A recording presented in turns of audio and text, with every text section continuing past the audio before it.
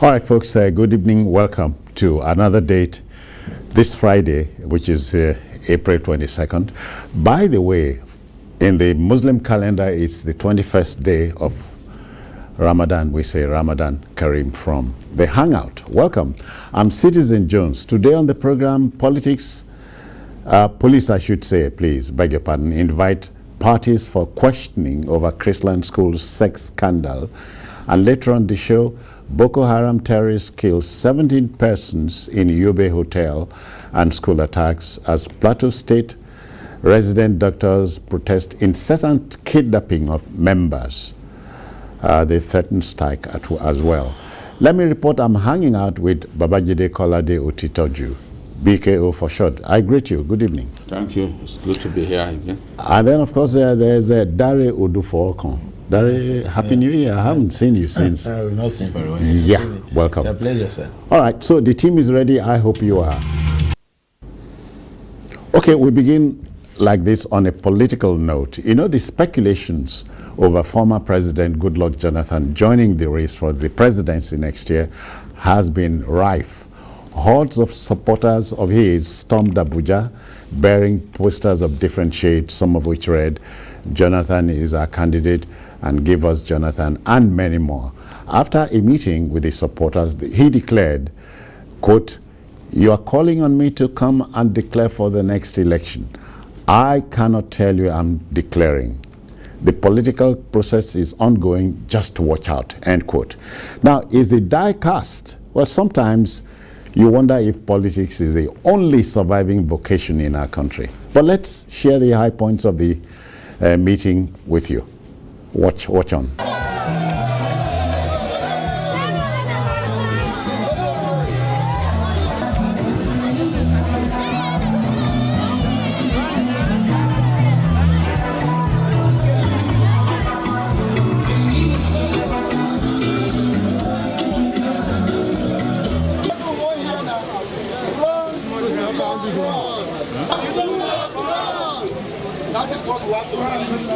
Goodluck, we have come as the Nigerian youth from all parts of Nigeria to tell you to run come 2023.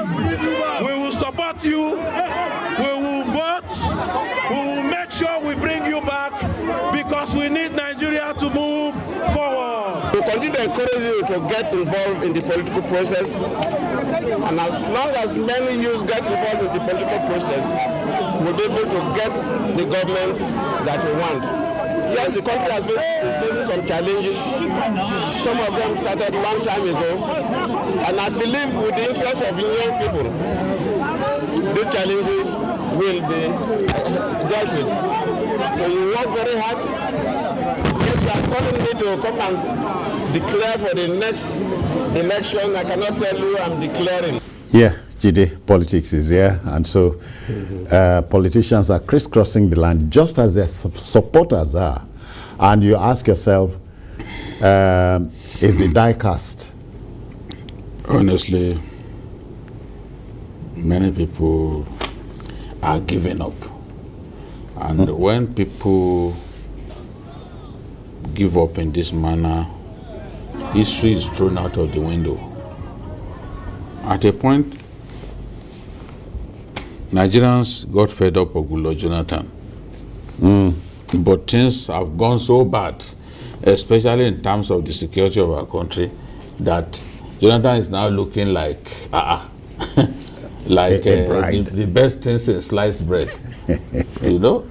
So I can understand. You know, look at, just listen to what one of those guys said. One of his supporters. Yes, one of the supporters. I'm trying to get. He said,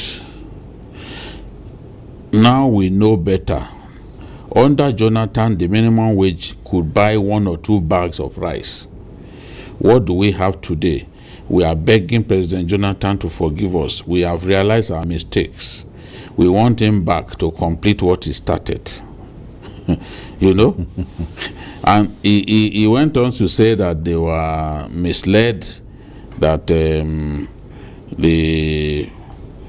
some people misled them to kick Jonathan out of office. You know, there was a time that Jonathan visited the Sultan of Sokoto. Outside of the palace, before he got there, people were already waiting.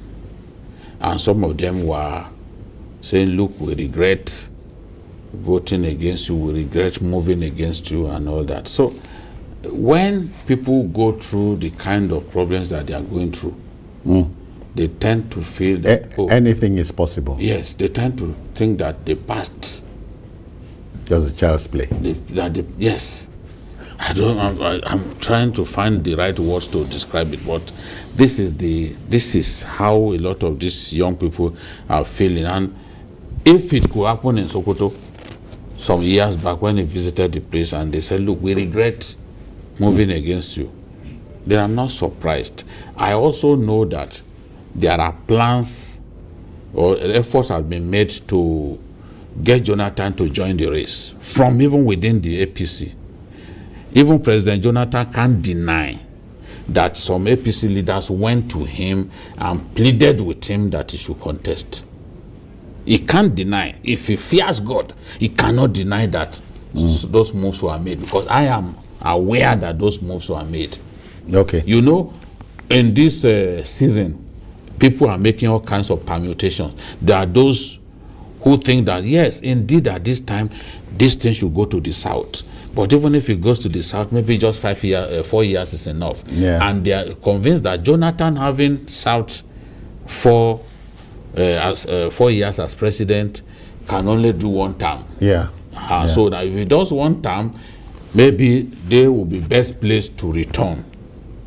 So some of them are pushing for him to contest, unlike someone else. If a new broom comes, a new man comes, you'll be thinking of 8 years. So they think for him, if he contests and he wins, then he will do just 1 term. That will give them a chance to come back after just 4 years. But if a different person comes in from the south, you will be thinking of 8 years, which will keep them waiting for much longer. So it's about interest. People are already thinking, oh, what do we do? What do we do at this time? So that's just it. Jonathan is like a beautiful bride now. But I know that at the end of the day, he may not contest, because without the consensus arrangement, that's it. If he goes to the APC, he cannot win the primaries, and he knows that. So if he gets the assurances that, oh, with consensus arrangement, he may be the consensus candidate of the party, maybe we'll think about porting to the APC. But at the moment, Jonathan, former President Jonathan, has not jumped ship. So still in PDP. Still in PDP. So he keeps them guessing. He has asked them to watch out. But again, the mark of the man, I'm told, is knowing when to apply the brakes. I don't know if that applies to politics too. Yeah, sometimes, and sometimes not. Because politicians are the greatest optimists. They say they are dealers in hope. They are the greatest optimists I've ever met. Extremely optimistic. They are never pessimistic about winning elections. Even when the odds are obvious and stacked against them, they find some tiny rays of hope and they hold on to. The moment he becomes an aspirant, they start calling Mr. President. He's become Mr. President, and then the honorable. Before the election. Before election. So, in the case of former President Goodluck Jonathan, he is a well-educated man. Well, to me, I've seen it all. He was a deputy governor, he was governor, he's been president. Vice president. And vice president, acting president. So you can say he has seen it all. He has gone through the eye of the needle. So, and I'm saying this because I expect him to know when he's being goaded on to do the almost impossible, with the benefit of insight and experience. I interpreted his response to them as somebody speaking from experience. I'm not telling you that I'm declaring. The process is on. Watch out. Yeah. It's part of the process. My only worry in all this is the penchant for people who are asking him to come back for whatever reason, to tell him it must be APC. That is my worry. That's where the wahala is. Because, you see, we must, in our little ways, try to entrench this democracy. If people who have been to the very top, like him, are still being told to abandon what seems to be the only opposition and join the line, as I want to call it, just join the line. Yeah. It is not good for our democracy. If President Jonathan, former President, must contest, I'm not against it. His supporters are telling everybody who cares to listen that he did only one term. Beautiful, but I know he spent 6 years in office as president. Yeah. But if he's entitled to another term constitutionally, let him go to PDP, wrestle the ticket, face whoever APC will give us, and let's have a very interesting race. Joining the already saturated contest in APC will not give us anything new. Oh, come on, the more the merrier. No, and then you must also know, like BKO said here now, except they have promised him that come and take the ticket.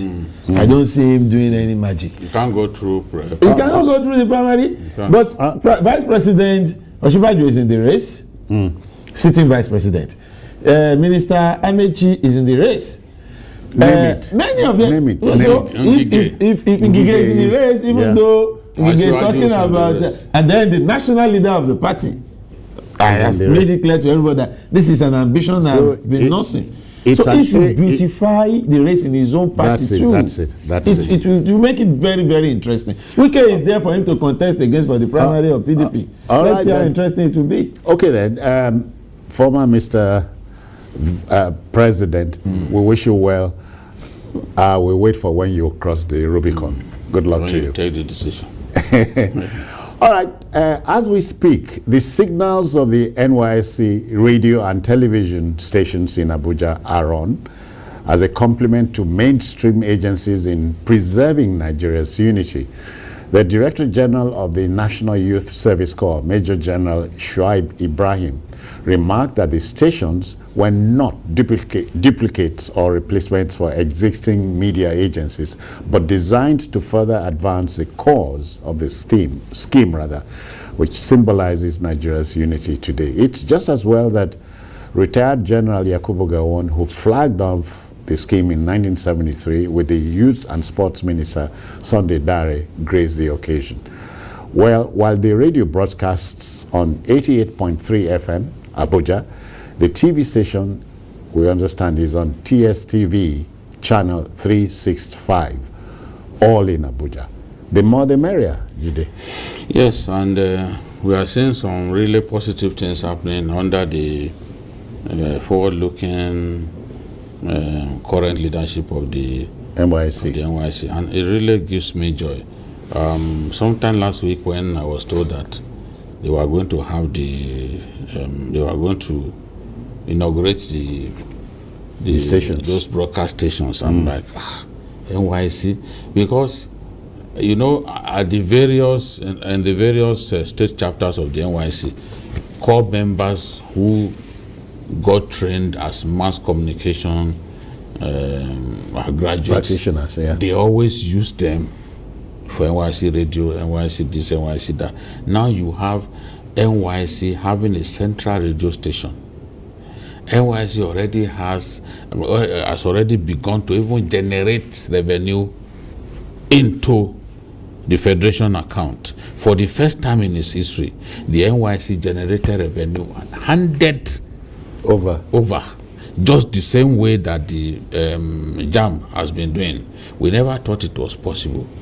So it speaks a lot that the NYSC now has a garment company where they can produce their own NYSC uniform and even produce uniforms for the paramilitary and services as well as the armed forces. Oh, really? Yes. That's interesting. If you see some of the equipment, you know, available at Kefi, at Shagamu, which is the best NYSC camp in the country, you will tell yourself that, look, we are getting there. And as you all know, the white collar jobs are not there.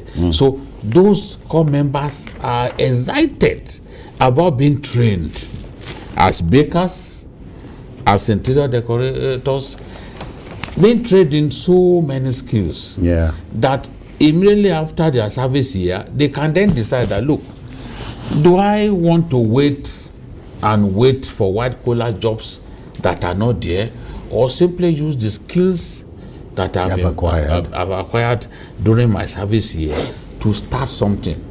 I spoke with a girl, in Kefi, who told me, look, if you give me a job in the bank, I'm not going to accept it. What I've been taught in this interior decor class is enough for me. I want to start something of my own. Some of them, the same thing on batik.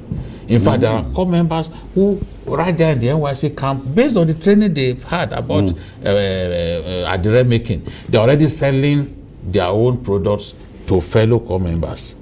So they are already being trained to be self-reliant, to learn to become their own bosses even before they leave camp. And some of them will be entrepreneurs.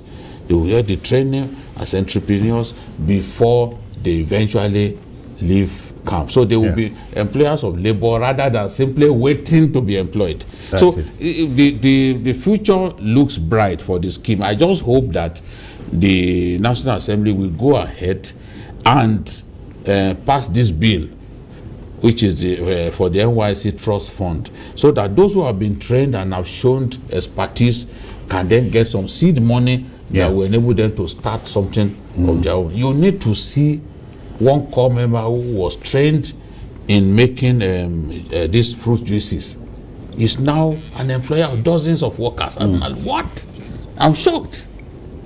There you see, NYSC Radio and TV have joined the mix. But the next question is, how do they make money? It should be sustainable. And must we restrict it to Abuja? No. It should not be restricted. This is just the beginning of something good. It's something that can go around. And it will only go around when we are sure it will be self-sustaining, when we are sure they will make money, like you asked. And I think it will be. You see, for me, when I read that piece of news, I was really, really glad. Because I remember over 20 years ago while I was serving, I was the head of my OBS, outside broadcasting service. In camp. And so I was head of the press crew. And I recall that year, I can't remember precisely, well over 20 years ago, we were taking all the OBS teams from, I served in Katsina. Okay. We're taken from various states to Abuja. The idea was to start something like this. And the then Director General wanted a radio station for NYSC, where because what we do in states, then the NTA Katsina naturally just took us in other states like that. If you are members of, we usually have 1 hour program for NYSC. I will do that. More so if you read mass comm, English and all that. And so we had our team, the NYSC press team, and one day in a week we are given 1 hour or 2 to, and in most states, this far-flung state then, we were the one really doing the program people enjoy. So that's why I'm saying this is possible. It can be self-sustaining. Programming, the commercial aspect of it, these are people who have gone to school to read this thing. And when they put it into practice, we want this radio station to be self-sustaining. The scheme too should bring in experts to assist to ensure that at the end of the day, it is not just a venture, it is a business that generates money and generates employment. If you have Radio NYSC, even if it's still in Abuja, they can have arms in each state where they can bring in a few people based on employment, and those will be out of the employment bracket. This is beautiful. This is good. If they are making money off their bakery, if they are making money from the their cosmetology, water and all that plant, then this will also be able to generate money. And as we say, there's nothing like an old idea whose time has come. So we wish General Schweib very well and wish the NYSC Godspeed. Okay then, To our next story. School scandals may not be many in our environment, but they become more tedious and demanding, thereby making the school authorities face the morality question head-on. The Lagos state government came down heavily on Christian schools, if you know, shutting them down. I think there are about 6 of them in Lagos, in the wake of a viral sex video of minors of the school. Now, the police in Lagos have invited all parties involved in the scandal to the State Criminal Investigation Department, SCID, Banti, Yaba. Recall that the mother of one of the students alleged that the daughter was raped. One hopes this one too would not be swept under the carpet. Dave? Yep. Daryl. You see, I'm particularly not pleased discussing this latest sex scandal. It involves a minor. It is such a huge burden of guilt on all of us as a people that we can get to this point. And why am I saying this? In spite of calls that please stop sharing this video, yeah, people are still eager to share and receive. We're talking about a minor. Even if the minor has not behaved in a manner that is encouraging, even if the school involved has a lot of explaining to do, even as it is obvious that parenting of this minor leaves a lot to be desired. Yeah. Because if I've been telling those who cares to listen that I doubt the age being ascribed to this girl. This 10-year-old tag, from the little from the picture you're seeing, young pictures, here is a young lady of 10, so to speak, who has been on Likey, a social media handle, for 4 years. She started at 6? Is it possible? Or somebody opened the account for her? Yeah. If that is the option we have to take, then we should ask the mother. A child has been owning an Android phone since 6, doing what she likes. I have seen some of the videos posted by this young child. Yeah. They are not anything any parent will be proud of. Yeah. And then you have this on our hand in faraway Dubai. You see, I know for sure that in school, going on excursions and all that, there are rules, there are guides. To every 3 children, there will be 1 guide. Well, yeah. So, were these enforced?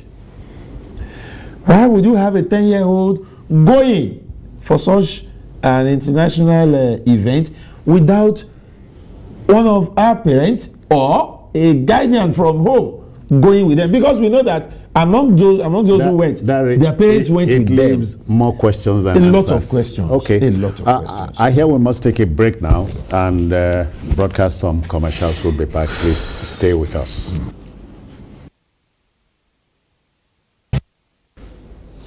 All right, welcome back. Still on the Chrisland Schools saga. Jide, all of this was avoidable. Yes, avoidable right from the cradle. Avoidable, I think that we can't deceive ourselves anymore that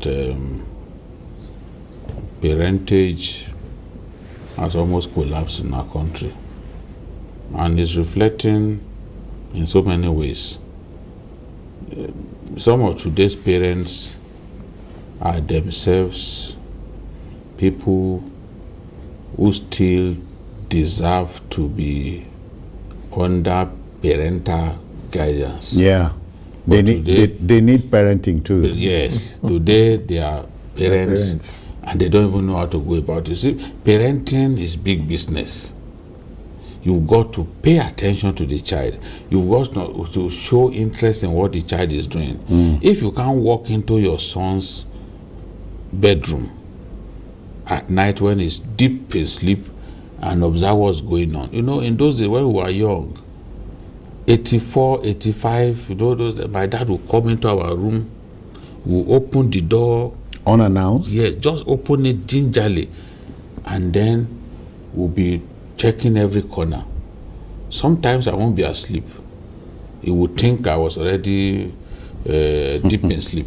But I will see what he's doing. I'll close my eyes, just partially, see what he's doing, then we'll go back. It made me respect him as someone who cared for us, who was interested in our welfare, wanted to be sure that all was well within his household before now going to bed.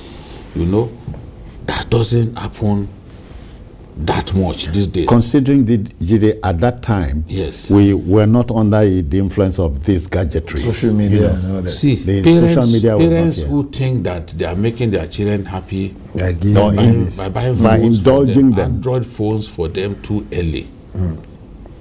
I agree with Pastor Enenche, for example. I think he was the one who said that don't buy phones for your children until they are at the university. I agree with him. Like my own children now, my own two sons, you know, my firstborn is in the university already. My two sons had phones. What we now do is At what time? Now. Okay. Now, you know, one is 13, the other one is 15. Now, once the school opens, we take those phones, or we relieve them of those phones, and until the time they are through with their exams, we don't release the phones. Because I discovered that it was even affecting their academic performances. Considering it's such a massive distraction. Do you know, there was a school that I went to give a talk. And I asked the children, I said, can you do without your phones? Between your phones and your book, tell me in all honesty, the one that you can give up for some time. It was a massive chorus that it is their book that they will be prepared to give up. And I'm like, wow. So these phones that we never had some years back, we are now behaving like our life depends on it. Look at these children. And I was talking to the junior class, JS1 to JS3. Oh, can you imagine if it were to be senior class? You can't believe my shock. I had to just mask my shock. They said no. And I was telling them, I said there was a day my son was playing. They have these games that they play. yeah. Like maybe 5 people on one side, 5 on the other side, and they are contesting to win. And my son just screamed. And it was around 1 a.m. during the COVID era. And he screamed, said, kill him! Kill him! Kill the bastard! My wife ran out of bed. She didn't know who was killing Yes. who, or what was killing who. She was shocked. She's just an old timer like me. She ran out of bed, took that phone. So you are playing the game and you scream this loud because At this time of day? because of the earpiece. earpiece. He didn't know He that was he shouting was that that loud. much. So this is the problem. The internet Very is the addictive. greatest invention since light. The greatest invention mankind has since is light. Yeah. But it is also, Greatest distraction. see, I And can't, addiction. it's been a blessing. Let's admit that it's a blessing. But look, the internet is also, how do I describe a citizen? I can't find the right words. No, he said it. The greatest distraction. It's In most, fact, since the serpent it's deceived, also Eve. Also an it's also a addiction. negative tool. It's an The addiction. internet has broken many homes. Oh, it Phones has. have broken many homes. Oh, it has. It has made our world better. It has turned the world to a global village, and all of us can commune together. Yeah. But look, there are so many negative things that come with this thing. That is part of what we are seeing. If those children had not been watching adult content on their phones, I don't without think the they parents even knowing, how would a girl that young be so good, be so skillful Yeah. at all of those styles of lawmaking that we old timers like you and I found Two new school. Well, I don't know about you especially, but for me, those ties. Someone called one reverse cowgirl, and I'm like, what is reverse cowgirl? What does it mean? I said, what is reverse? He said, that is the person facing the opposite direction while riding. I said, what is riding? Our parents never knew anything like riding. Yeah. It's the missionary style that our parents were used to. Yeah. Yes. Which produced you and I. Yes, it produced us. It's the missionary style. Come on. Dave, again, parents. No, it's new school. It's new school. Yes. But again, I'm a product of the missionary style. No, it's all right. I heard it first time. Yeah, Dari, but you see, parents, in the name of loving children, indulge them. Yes. One of my senior colleagues, Frank Olise, those days before he used to start his Sunday program, would ask, timidly, do you know where your daughter is? Dari, many parents don't know where their sons and their daughters are as we speak. Where their children are. And for that matter, what they're doing. If you don't know where they are, that is talking about where they are physically now. But sometimes they are sitting next to you and you actually don't know where they are with the aid of this phone. Yeah. I've heard stories of minors being seduced for sex by neighbors right under the nose of their parents. Yeah. Because they have access to this. You see, I am an advocate of ensuring that the phone, the internet, is a useful tool to better the life. You are speaking as a newsman. Yeah, not a tool that will end up destroying. Yeah. But to many children today, this phone, this tool, is a destruction. And parents still go out of their way to show love, in quotes, by making this available for minors.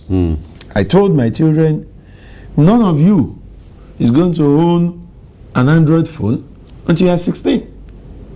16. We have phone. But they're still growing up before your eyes. Yes. No, they have. I have my children in school, boarding school here and there, and I still endeavor to ensure that I'm around them as much as possible because of influences. Peer influence here, peer influence there. Yeah. Pressure. Things they would not ordinarily do while at home, they would do while in school. Yeah. And how is it happening? Those things are not learned at school. They are learned in some homes, brought to the school. Okay, somebody is listening to us, and why not? Solomon is in Kaduna. Good evening, Solomon. Welcome. Yes, good evening. Can you hear me? Welcome, yes, Solo. Yes, I have two concerns that I wish to register. Yes, concerning our youth. Concerning our youth, calling back President Jonathan to come back to the race. I am concerned because if our youth can see their best future in the past, then we have a problem. That is one. The second one is this. When kingmakers now have said they are tired of making kings and they want to be kings themselves, then you see that the problem of our nation is amplified. I wish our youth should see into these two concerns so that we move on from here and have a more positive result in this 2023. Thank you, Solomon. Thank you very kindly. You know, one great problem with the youth is a lack of restraint. And we're talking about the youths now. Jide, continue. It's a two-way street. On the one hand, the parents. The other hand, we must talk about the teachers, the schools. Yes, as I've said before, a lot of those schools do not even invest so much on protection of the child. What are some of the boulders that they've created? What are some of the structures that they created to protect the child against abuse by their teachers, because sexuality comes early for kids these days. Yeah. You see a child who is barely 9. I think I read the story of one time youngest mother, a 9-year-old girl from Brazil. These days, as a 9-year-old, you see a girl already has breasts. Things are changing. There are now 6-year-olds who are diabetic in our world. Yes, even on admission, diabetic as 6-year-olds. So things are changing, and the more these young people grow rapidly, the quicker they realize their sexuality, and they start thinking of exploring their sexuality to the fullest. Shall we introduce the element of sexual education? When should it start, and who takes the lead off? For the mother who has the female child, you should begin to introduce your daughter to sex education very early, maybe as before they experience their first menstrual flow. You should be able to begin to tell them, look, this is what to expect. Be careful with men. You can easily get pregnant. Your life will be in ruins when you get pregnant, when you shouldn't get pregnant. Try your best to finish school before you get married, and then unwanted pregnancy is not what you is out of the question. It's out of the question. Don't let it happen to you. It's still part of. It's not like demonizing sex, really. Yeah. Because at some point, a woman will want sex.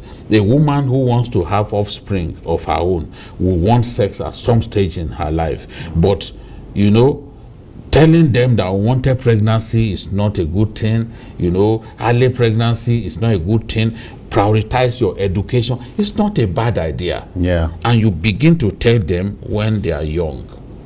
So and that they grow with it. When they go wrong, nothing says you should spare the rod. No. Teachers now go to schools to parents now go to schools to beat up teachers that who beat their children, who scold their children. In the contrary to what we had in our days. When I recall my father taking me to Abuja, your primary school, Bariga, on my first day, and he's a community leader. They know him. You must know Lady Lack Primary School. That's my school. That's my school. Oh, that's just, it's not true. Yeah. And he held my hand and summoned the whole school. I said, Baba is here. He said, this is my son again. Don't spare him.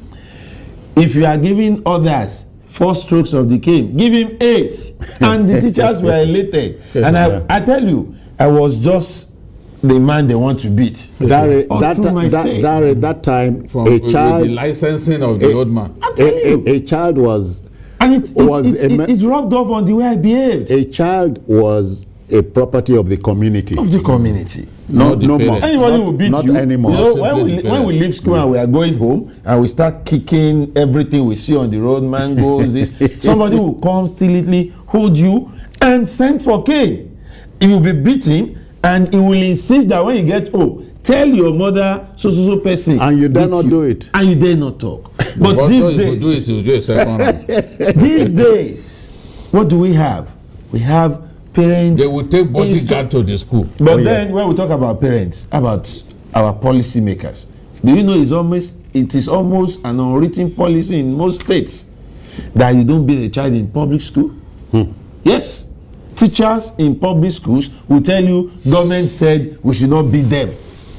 If we are borrowing such cultures, what are we telling the kids? That look, you can get away with anything. The worst that will happen is you'll be scolded. All right, we raise the matter there. The debate will continue, but then beats me very well. The debate will continue, but then we think a parent who indulges the son or the daughter is not showing love. I'm sorry about that. I'm sorry. That parent is a disgrace. There's nothing to be sorry about. That parent is a disgrace. You don't even need to be sorry. And we'll meet it there. Such aberrant parents. Okay. To our next story, you know, Boko Haram insurgents have wreaked havoc on Gaidam. Gaidam is the hometown of the Inspector General of Police, Usman Alkali.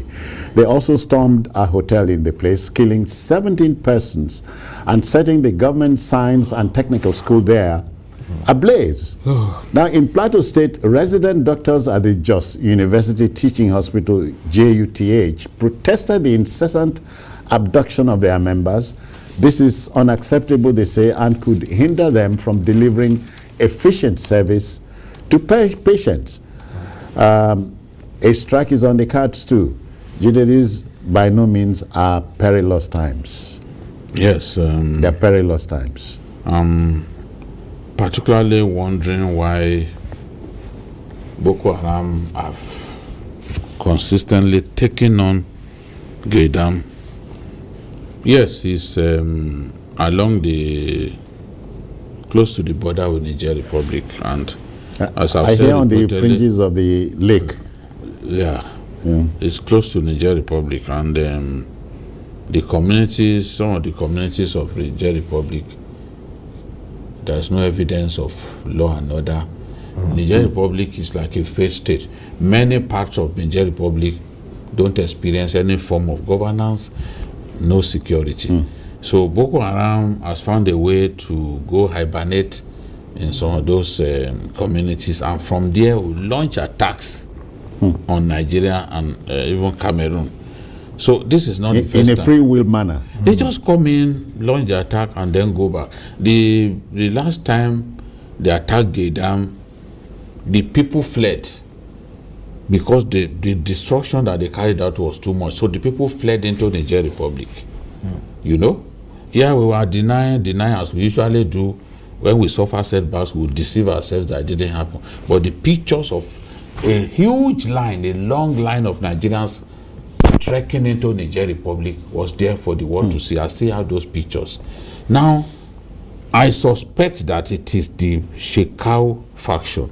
The Shekau faction found a way to refuse to join the Abanawi faction. Yeah. In fact, they were the ones who took the battle to Abu Musab al-Banawi, you know, took the battle to him, got him injured, and al-Banawi died from the injuries that he sustained. It wasn't as if he was killed by Nigerian troops. I've seen some accounts saying that he was killed by troops. Live from the pit of hell. It was as a result of the Shekau faction going to attack him at his base. You know, he was the one who took the battle to Shekau. Yeah. And when Shekau saw that he had been surrounded, he then used the suicide belt to take his own life, because he didn't want Abanawi to capture him alive, because they would have put him on trial and then executed him. He didn't want that to happen. So when he took his own life, Abu Musab al-Banawi did a write-up where he said, how can you take your own life? By taking your own life, you've shown that you are not a Muslim. You know? So that problem had been between them. They were attacking one another, killing one another. Now, it's the Shekau faction that lies killing civilians. The Abanawi faction only engages the military and the civilian JTF. And targets. Yes. The only time they can attack a civilian is if they suspect that the civilians were giving information about them. So in this case, this one is consistent with the nature of the Shekau faction. Remember when they slaughtered those farmers in Zabamari? Yes. This is and made a show of it. Yeah, and they will not fire a gun so that you won't hear bullets. You won't hear the sound of gunshots. So they slaughtered hotel guests. You know, they slaughtered the hotel guests and then moved on to attack the school, attack the staff quarters, and also kill people. So for a long time, we had relative peace in that northeast region because the army has been doing a good job. The Air Force with the Tucanos and other platforms have been doing a fantastic job taking out the leaders of the insurgency. So this looks like, oh, okay, you've been doing this all the while and people are pressing you that you've almost seen the back of the insurgency. Yeah. Now, let us go to that place and kill people so that people can talk about us. They enjoy it when people, they are in the news. yes, can see, oh, they've done this, but there's no way they will kill more than a dozen people, and you expect that the media will not talk about it. Those who say, you should not talk about it, they are wasting their time. We will talk about it when they kill our people, because we don't want them to come back and kill our people. So this is the thing. It means that there should be greater vigilance. No matter the successes that we've recorded against these good-for-nothing people, we still have to realize that anytime we drop the ball, or we appear to drop the ball, we pay for it. We pay for it, they will come back. So this is what we are seeing. Dari, we quickly go to Plateau State. If the doctors there are distressed to this extent, then there's trouble. Of course, there's trouble. There's always been trouble where security of lives can no longer be guaranteed. Plateau, for instance, was in the news the other day. Yes, for the wrongest of reasons. Anytime you are faced with the fact that people can be killed, in fact, let's use the right word, slaughtered, like hens, you, as a human being, even if it's happening far away from you, you feel it. How much more? Yeah. People whose colleagues, yesterday they were together, today he or she has been killed. Yeah. Yesterday they were together, today he's been kidnapped. Harrowing experiences. Some of them have been kidnapped and released. Some more will be kidnapped. So I don't see why they shouldn't be bothered to the extent of declaring a strike or even declaring to stop working. Yeah. Because how do you expect people who live in fear of the next minute to attend to patients who are sick? If I have to be afraid as a nurse or a doctor before giving someone injection, I could place it in the wrong place. Yeah. So their own lives. Even patients are even more distressed. Distressed because while in the clinic or in the hospital, you are afraid that gun-toting criminals can, just ram in and do. We've heard of people being kidnapped and having ailments and dying from those ailments. Not everybody kidnapped who died in the dens of these kidnappers were killed. Some died because they didn't have access to their medications. That's it. That is the state we are in. That bandits can go and kidnap doctors. They are indirectly telling the patients in the hospital to die if they care. So I think the issue still boils down to we must make this place safe. I wouldn't expect that we would tell them to provide security for every doctors working anywhere in this country. Yeah. That's the home state, in fact, hometown of the Inspector General of Police we're talking about. Some things that used to be something of pride in the past is no longer so. Look at the daring, you know. The hometown. You see, in those days, they will tell you that nobody takes a fight to the compound of the Balogun. Who is a Balogun? The head of some warriors. Who is more warlike than an IG? Now they are taking the battle to the hometown of the IG, and I am here complaining that my hometown is not protected. All right, quickly, it's a sad development. K. Sangi, I hope I got that name right. He's waiting in Owerri. It's Andrew, yeah. Good evening. And Andrew, yeah, welcome. Good evening to you. It's not just Andrew, it's Case Andrew. Okay. So it's fine. All right. The issue of Dr. Jonathan's re-election is what I want to talk about. You see, he actually left when the vision was so high. You understand? And I want him to be careful. All these people coming to tell him this, he should not succumb to this pressure and to this is purely what I call temptation. In as much as I understand that to a very large extent he is the most experienced in this whole thing, hasn't been there before. But he actually left him when he needed to leave. He should not dare go back again for the interest of his own personality. Thank you, but you know, please know that we are talking about politicians. Can you really predict them? All right, so we leave the debate there. The man had said, former President Jonathan had said, wait, so he keeps us waiting, you and I. Thank you. Jide, quickly. I was going to say, talking about those doctors. Yeah. When I went to Kogi East, late last year to do some stories, some documentaries. Doctors told me that kidnappers have been targeting them so much that in doing ward rounds, they are usually armed with gun-toting AK-47 wielding policemen to do ward rounds. Wow.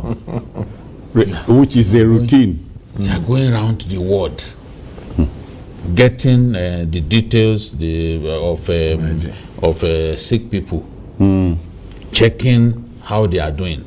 And you have hefty looking policemen carrying AK-47 inside the ward. It has been people are. Yes, it has been that bad that doctors now have to go around. They are doing their work in the wards, doing the ward rounds with gun-toting policemen. Remember the case of the leprosarium also in I think in Zaria area that these good-for-nothing bandits went to and went to kidnap people, where they are taking care of people afflicted by leprosy. You see how bad it is. So health workers are in danger, constantly in danger of being kidnapped. All right. That's why they raised this alarm that look, the way it's going, We have to leave my down tools. Oh, okay. have to leave Again, the debate will continue. Just the other day, Mr. President talked tough.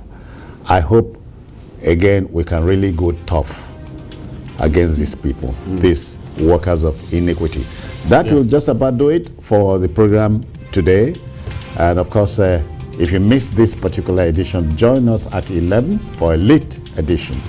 And on Sunday, we have a fresh 2-hour package from 1:30. Join us then. Just to announce also, we are on YouTube at youtube.com/TVC News Nigeria. I am Citizen Jones Hussein. Bye-bye now.